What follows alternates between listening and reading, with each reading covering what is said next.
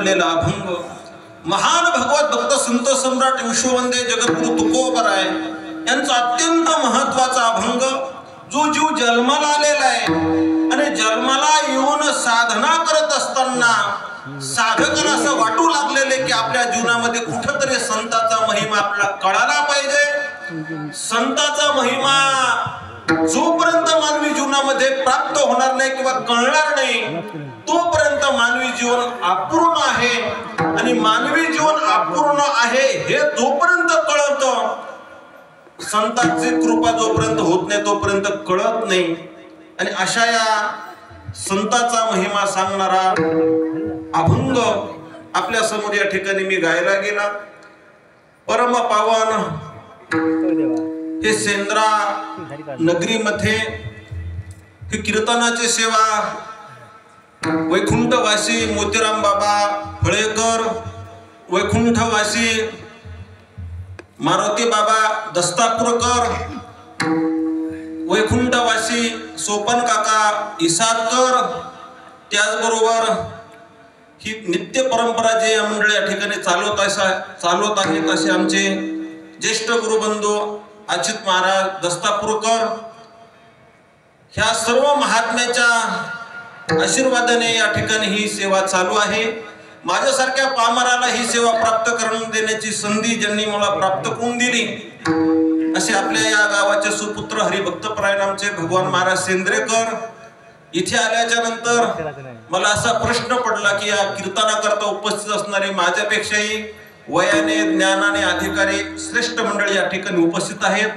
हरिभक्तपरायण माधव महाराज इरळकर, हरिभक्तपरायण प्रकाश महाराज थोरे, हरिभक्तपरायण प्रसाद महाराज गडदे, हरिभक्तपरायण निवृत्तीनाथ महाराज इसादकर, अच्युत बाबा काही नाव मला महाराजांचं नाव भगवान महाराज हरिभक्तपरायण भगवान महाराज लिमलेकर।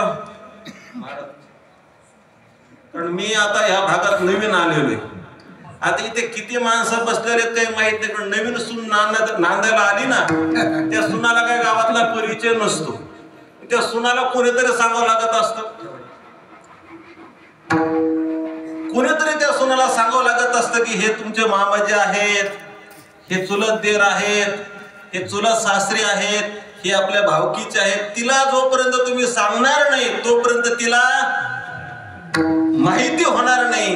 पण आता इथे माझ्यापेक्षा वयाने अधिकाराने श्रेष्ठ मंडळी या ठिकाणी उपस्थित आहेत। सुंदर असे आपल्या गावातील भजनी मंडळ आहेत, बाहेरगावून या ठिकाणी उपस्थित असणारे भजनी मंडळ आहेत। आमचे जवळकर महाराज आहेत, आमचे ढगे महाराज आहेत। आता इथले सगळ्यांच्या चरणी नतमस्तक होतो। इथे बसलेले सुद्धा माझ्यापेक्षा वयाने अधिकाराने श्रेष्ठ मंडळी आहेत। मला आनंद वाटला की या ठिकाणी सेवा करण्याची मला संधी प्राप्त झाली, पण थोडं थंडी बी यासाठी वाजली कारण आता पहिल्या टायमाला एवढ्या मोठ्या मंडपात माझी सेवा आहे आणि आता एवढ्या 5-7 महाराजांच्या समोर सेवा करणं हे काय सहजासहजी काही सोपं काम नसतं। पण होऊन होईलच काय, होईल काय की एखाद्या टायमाला पितळाची परीक्षा घ्यायचं जर ठरलं तर भट्टीमध्ये टाकल्याच्या नंतर पितळाचं परीक्षा घेत असताना एखाद्या टायमाला पितळ नसून पितळ हे लोखंडच आहे हे परिचित आहे, याच्यापेक्षा दुसरं काय होईल का? पितळ नसून पितळ काय आहे? लोखंड आहे हे प्रचितीला येईल। आणि मला असं वाटतं 2 तासाच्या सेवेमध्ये जर माझं पितळ उघडं पडलं तरी चालेल आणि मी लोखंड आहे असं सिद्ध झालं तरी चालेल, पण एखाद्या टायमाला या लोखंडाला मोतीराम बाबा सारख्या परिसाचा स्पर्श झाला तर एखाद्या टायमाला त्या लोखंडाचं काय होईल? सोनं होईल, सोनं। आणि मग सोन्याची किंमत काय कुंटलाने का किलोत का ग्रामामध्ये महाराज। आणि म्हणून ही जी सेवा आहे ती सगळे त्या महात्म्यांची सेवा आहे। विठ्ठला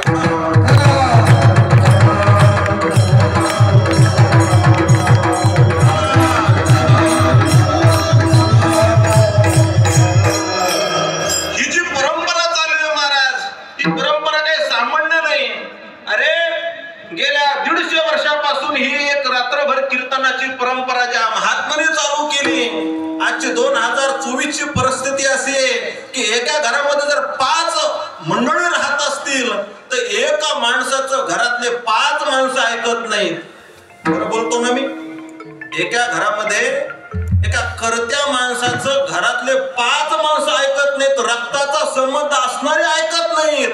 पण 350 गावातले मंडळी जर आज बाबाची परंपरा सांभाळत असतील तर ही परंपरा कोण सांभाळतं, कोणाच्या आशीर्वादाने चालते? ही फक्त परमात्म्याच्या आशीर्वादाने चालते. विठ्ठला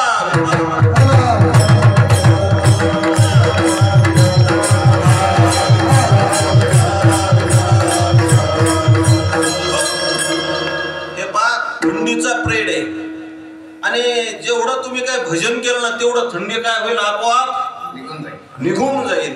भजन केल्यानंतर 2 प्रकारचे फायदे देतात. थंडी वाजणार नाही 1, दुसरी गोष्ट झोप येणार नाही 2, आणि तिसरी गोष्ट ज्या हातातल्या ज्या काही ब्लॉक झालेल्या नसा आहेत ना त्या नसा काय होतील, मोकळ्या होतील. म्हणून फायदा किती प्रकारचा आहे?